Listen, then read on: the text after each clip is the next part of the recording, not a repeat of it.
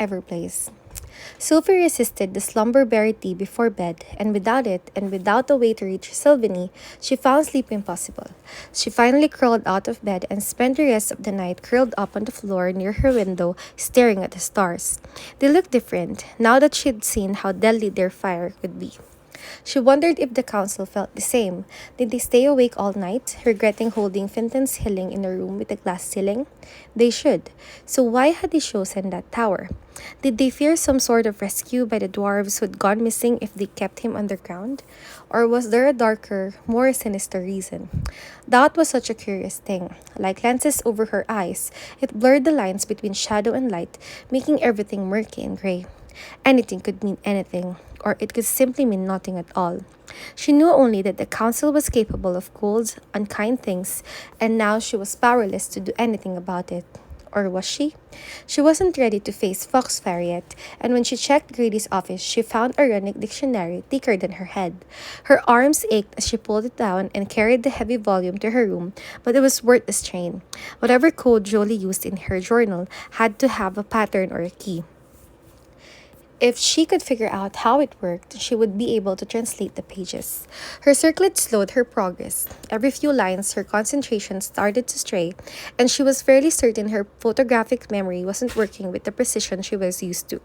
But it felt good to do something productive, even if it didn't seem to be helping. Whenever she compared Jolie's markings against the runic alphabets in the dictionary, she couldn't find a match. In fact, the more she studied them, the more the writing looked unnatural, like Jolie had tried to copy something she had been looking at, and sometimes her hand had failed her. Marks were scribbled on top of themselves, and many of the lines were bunched so close together that Sophie couldn't tell which rune they were connected to. And yet, the whole mess still felt familiar. Her eyes were starting to blur when Sander announced that she had a visitor, and Dex shuffled nervously into her room. I wasn't sure if you'd see me, he mumbled. I thought you were Fitz. She knew she was being cruel, but she couldn't stop herself. Dex didn't rise to her bait. He just stared at the carpet, looking so sad and lost she had to tell him, sorry. When she looked up, there were tears in his eyes. I'll take it off right now, Sophie. I don't care if they exile me. Yes, you do. And you know it won't be just you. I can't let that happen. Then what should I do? Want me to wear one too? I will. I already started building it. He reached into his foxfire satchel and pulled out a dull metal circlet with a spiky pattern instead of swirls. Sophie grabbed it from him and ran over to Sander, who crushed it into a ball of mangled metal with his giant goblin hands. I know what you can do, Sophie said as she took the ruined circlet and handed it back to Dex. You can never build another one, and stop making weapons for the council. I already did. I told them I wouldn't build them another thing. What did they say? He stared at the crushed ball, tracing his fingers over the individual bits of metal like they were itching to repair it. That they need my help to track down the Black Swan, and that even though things have calmed down with King Dimitar, that we still should be prepared from now on. They told me I could have some time to reconsider, but I won't. I don't trust them anymore. I never really did. He sighed, shoving the ball of scrap into his satchel. I just like that I mattered, you know. All my life, I've been treated like a waste of a bird fund. And then suddenly, I had counselors visiting my house to talk to me, telling me how amazingly talented I was. And I wanted to impress them. I know that's no excuse, but I was just trying to make the Disney name something people respected, so the triplets wouldn't have to go through what I went through. Sophie sighed. I know, Dex. I do understand. And I don't want to be mad at you. But I am. And I probably will be for a while. Can you give me some time? He nodded sadly. But can I have one favor? He asked. No, favor isn't the right word. I know I don't deserve a favor. He stepped closer, pointing to her bare finger. I totally get why you took your panic switch off. And I know the last thing you want to do is call for me. But what if the rebels come after you again? You can't inflict or call anyone telepathically or teleport away, and I couldn't live with myself if anything happened. She has me, Sander reminded him. I know, but please, Sophie, let me do something to keep you safe. His eyes glistened with tears, and Sophie felt her eyes burn too. Dex was the boy who tackled the kidnappers so she could try to get away. He'd suffered in silence as they burned him over and over because he didn't want them to do it to her. He was her first friend, her best friend, and he just wanted to keep her safe. So even though she was still angry with him, she dug out his ring and slipped it on her finger. and she stuffed her iPod back into her pocket too. Thanks, he mumbled, turning away and wiping his eyes. And remember, if you need anything, all you have to do is press the center stone and it will call for me. Sophie nodded. She had no intention of ever reaching the button, but it was nice to have Dex back on her side. He left her then, and she went back to the mind-numbing task of studying runes. She'd only made it through a few more pages when Edeline picked her head through the doorway, letting her know she had another visitor waiting for her in the living room. She expected to find Fitz, Kif, or Biana with the news of the Black Swan. Instead, she found Magnet Lito standing under the crystal chandelier.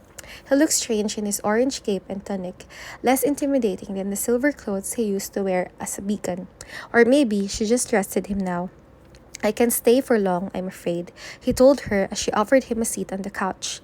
I have a number of things still to arrange, but I wanted to stop by when I saw you were absent again today, and not to pressure you. I understand you might need further time to adjust. However, your sessions are waiting for you whenever you're ready to return. All of them. Even my ability sessions? Sophie asked. Of course. But doesn't this, she pointed to her circlet, make them kind of impossible? Ah, I was under the impression that nothing was impossible. He tapped his lips, making it clear her secret was safe. But even if I'm mistaken in that regard, he added, all of your mentors still see value in your sessions. I know Turgan is very much looking forward to ensuring your thorough understanding of the rules of telepathy. What about Bronte and Lady Cadence? Sophie had to ask. Lady Cadence assures me that there are tricks for successful mimicking that go beyond simply being a polyglot. And Counselor Bronte actually came to me, insisting your session not be cancelled. I almost didn't allow it, given his role in your current predicament, but I told him I would leave the decision up to you. So he asked me to give you a message. Repeated it 4 times to ensure I remembered it. Magnet Lito's eyes rolled, told her how he felt about that. He said, it takes a special person to see darkness inside of someone and not condemn them. Any idea what he means? Not really, Sophie admitted, unless Bronte was referring to their rather dramatic last session. But she had condemned him. She'd been ready to have Keith go lie detector on him to find out if he was the leak in the council. Good thing they hadn't done that. Now Bronte was one of the only counselors still on her side, even if she did still think she was hiding something. He was hiding something. Was this his whole message? She asked. No, there was one other part. He said, inflicting comes from the heart, not the head. Wait, does that mean he thinks I can still? Magnetito smiled. So should I assume you live your schedule as is? I guess, Sophie mumbled, hardly believing that she was voluntarily keeping her session with Bronte. But the thought of taking the ability back sent prickles of hope flaring in the back of her mind, clearing some of the clouds, choking her concentration, especially when Magnet Lito squeezed her shoulder and told her, take the time you need to adjust to your new situation. But know that Foxfire is waiting for you. We need our star prodigy back. I'm not a star, she told him, as he pulled the slender pathfinder from his sleeve. That's not what I've seen. I have it on good authority that nothing can stop you from being who we need you to be. Then he was gone, leaving her with renewed energy as she returned to her room and focused on Jolie's journal. Her thoughts were still slower, and her headache couldn't dull completely. But this time she felt confidence, and the confidence made her realize she was on the wrong track completely. Jolie had wanted the Black Swan to have this journal, otherwise, Swan Song wouldn't have been part of the key. So she had to have left a clue to tell them how to read it, and the clue had to be hidden in the only runes written in the Black Swan's cipher. Reflections, Sophie whispered, tracing her fingers over the careful lines and squiggles. That was Jolie trying to tell her to reflect on something inside the journal. But how could she do that if she couldn't even read it? What would she use to? Sophie dropped the journal, not sure if she wanted to kick herself or jump up and down. She decided to see if she was right before she made her decision. She'd been reading the title like it meant musings or observations, but what if Jolie meant it much more literally? Please, please, please, Sophie whispered, holding the human mirror in Jolie's blue compact up to the first page. If Sophie was right, the letter should burst into reflection, and she had 1 second to celebrate as the squiggly lines morphed into words she could finally understand. Then she read the first sentence. If you found this journal, it's too late to stop him. Oh. 62 Everblaze. Who? Sophie shouted as she squinted the page. Jolie didn't seem ready to tell her. In fact, the first sentence must have been added later because after that it switched to an account of why Jolie had joined the Black Swan in the first place. Translating the runes was tedious and forced Sophie to work at a glacial pace. Jolie must have been copying down a reflection of an original entry, and her writing was sloppy and nearly impossible to read. Still, when Sophie took it one letter at a time, she was able to piece together the words to Jolie's story. Prentice had recruited her for the Black Swan toward the end of her first year in the elite, had been the beacon of the Golden Tower, and overheard her tell a friend that the old ways didn't apply to the present day. She'd meant it in the regards to matchmaking, but Prentice had spent the next weeks revealing why she should apply it to the entire council. At first, she'd resisted such traitorous statements, but then he'd shown her a scroll written in Ogre's hands. The message made it clear that some sort of information exchange had been occurring between the ogres and a small band of elves. But when Prentice had shown it to the council, the matter had been ruled a misunderstanding and dismissed without investigation. Same with several other disturbing bits of intelligence the Black Swan had uncovered, which was why they formed their organization. Someone needed to start acting before it was too late. Still, Jolie refused to offer, arguing that her life was complicated enough already, but they wouldn't let her walk away. Strangers would bump into her in the halls, whispering things like the fall is never seen before the rising and the bold and brave are never seen. Later, she'd find bits of paper shoved into her pockets with times and dates for her to meet. Sorry, that was my dog. She never went and eventually confronted Prentice, demanding the Black Swan leave her alone.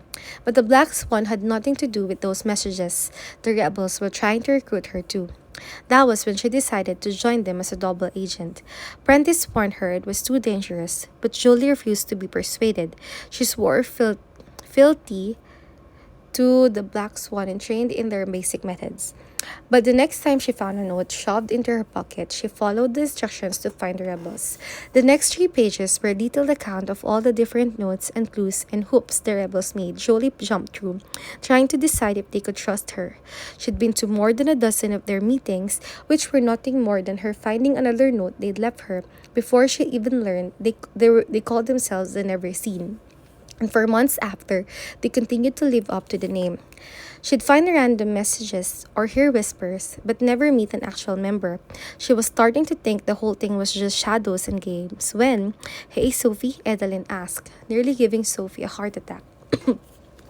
She gave a small smile as she set a bowl of pink soup and a plate of black and white speckled cubes on the floor next to Sophie. "Looks like you found a way to translate that." Sophie nodded. "I'm writing a version you can read when I'm finished, not that I'm learning much." Fascinating as Jolie's history was, she hadn't given any actual answers, and it wasn't like Sophie could skim ahead. The confusing runes made it way too easy to miss something crucial.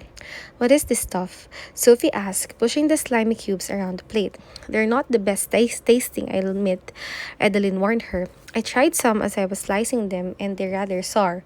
It's a fruit called clarifava. The gnomes gave it to me because it's supposed to help the body resist the influence of technology. Honestly, I have no idea how that works, but I know that gnomes believe anything beyond nature is corrupting. And when they heard about your secret, they insisted you eat a serving every night, claimed it would clear your head and sharpen your body's defenses. So I thought I'd leave it up to you if you wanted to try it." Can't hurt, right? Sophie decided, though she regretted the decision when the first bite zinked the glands near her ears. Rather, sour was a bit of an understatement. Still, she forced herself to finish the plate, and by the time she'd choked it all down, she did feel a little better. It could have been the placebo effect, but her headache seemed like it had dulled around the edges. "I actually think it helped," she said, shoving aside her soup so she could get back to work. "Can you thank the gnomes for me the next time you see them?" Edeline pushed her soup back to her. "I will, but you still have to eat some actual dinner, Sophie. The journal can wait 10 more minutes." Sophie scowled, but didn't argue, devouring the still too hot soup so fast she was pretty sure she burned off all her taste buds. "Okay?" she asked, showing Edeline the most empty bowl. "I suppose." She snapped her fingers, making the bowl disappear, then again to bring a plate of custard bursts. I made them with caramelized sugar this time, and I have to say, it might be my best batch ever. I'll have to remember it the next time I bring them to Brad. Can I get in on those? Grady asked, helping himself to two as he joined them. What? I need one for each hand. Sophie smiled and totally copied him. And Edeline was right. They were the best custard bursts she'd made. Rich and creamy, like the world's best creme brulee had been stuffed inside a thin sugary shell.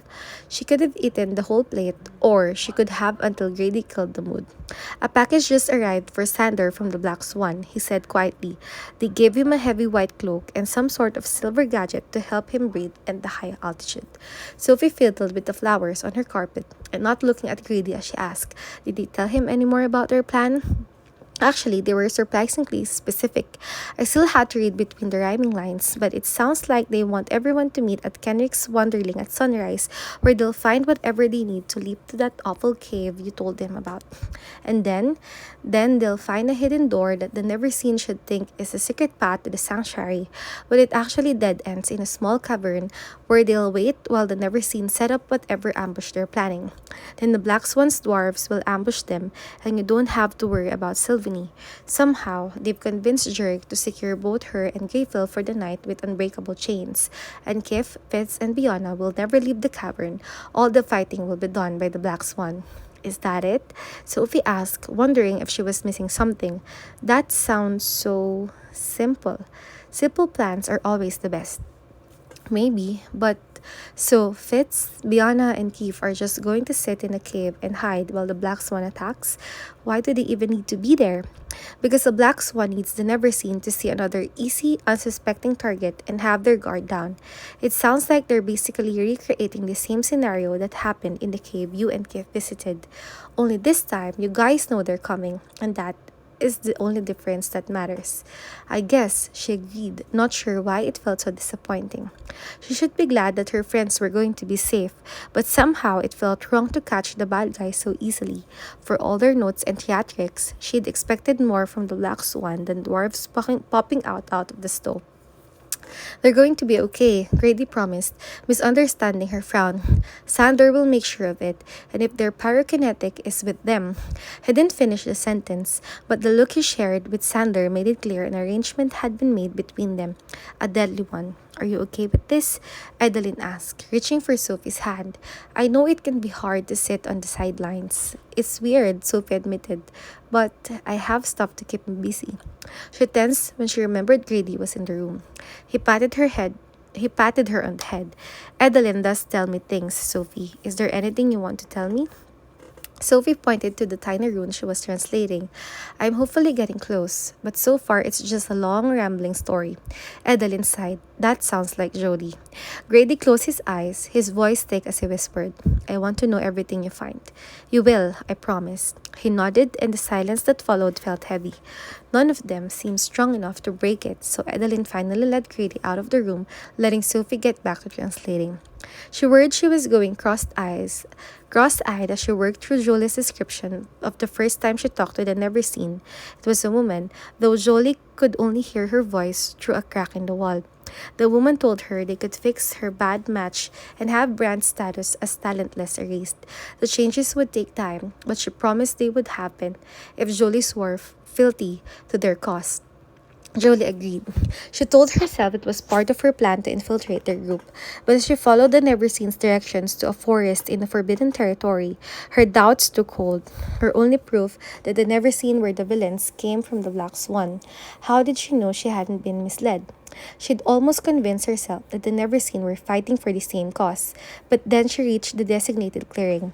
Figures hidden under heavy black cloaks surrounded her in the dark, and one, a male voice that felt somehow familiar, told her she must prove her commitment before she could join.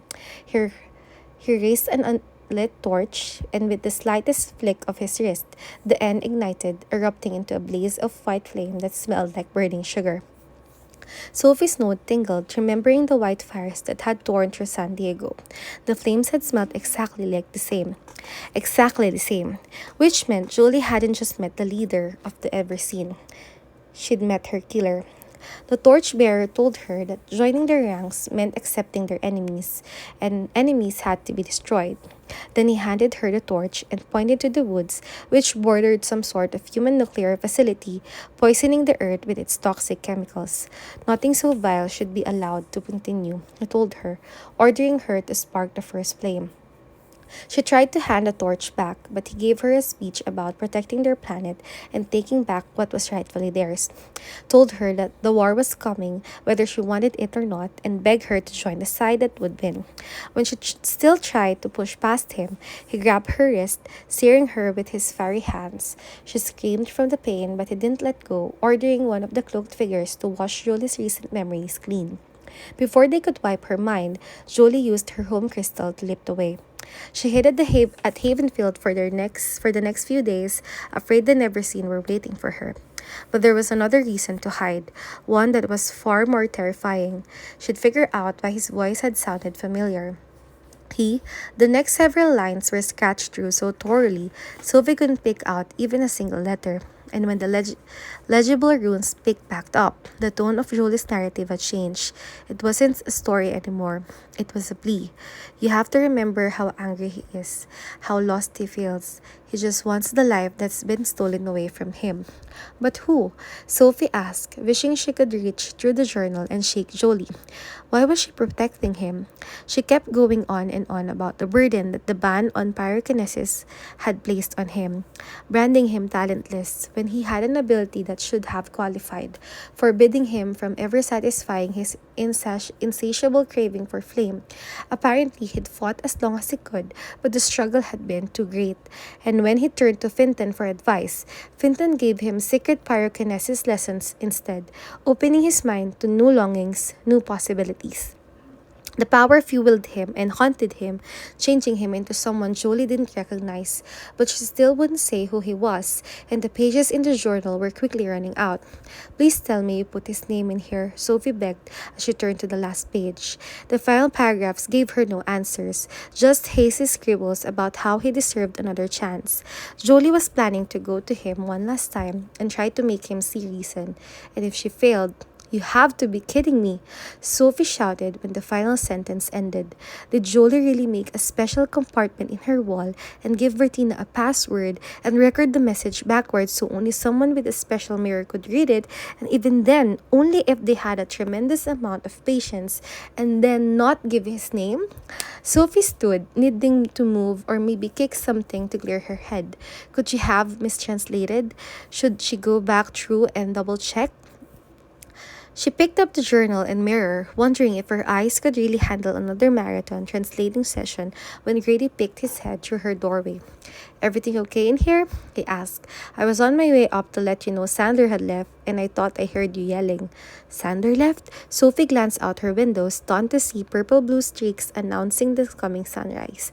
A few minutes ago, Grady agreed, but somehow I don't think that's what you were shouting about. Was it something in there? He asked, pointing to the purple journal she was clutching with a death grip. He took a deep breath before he asked, Did you find something bad? Honestly, I didn't find anything. After all I had to go through to get this thing, it's just a long story that tells me nothing. Grady's shoulders relaxed. That's how Jolie's stories always ended. She would act like she'd revealed this huge thing, and most of the time I'd be thinking, that's it. But after a while, I realized that what she told me was big for her. She wasn't big on sharing secrets. I think that's why the bad match was so upsetting for her. Suddenly, everyone knew way more about her personal life than she wanted, which was ironically how I knew she truly loved Brant. No matter how hard it got, she always stood beside him. I smiled at the memory because for him it was sweet, but Sophie felt like she was back in that burning tower, watching the world bubble and melt around her. The mirror slipped from her hand, hitting the carpet with a soft thud. Are you okay? Grady asked. Sophie shook her head, unable to form an actual reply. She wasn't sure she would ever be able to speak again, and she almost hoped that was true, so she would never have to tell Grady the truth. She rubbed her wrist, remembering the burns her kidnapper had given her, but she could remember a different burn too, one she hadn't even thought was a burn, even though it had needed burn ointment to treat it, the wound Brand had given her. He's a pyrokinetic, she whispered, knowing the words were true even though she desperately didn't want them to be. Because if she was right then, Brandt hadn't just been with Jolie the day she died.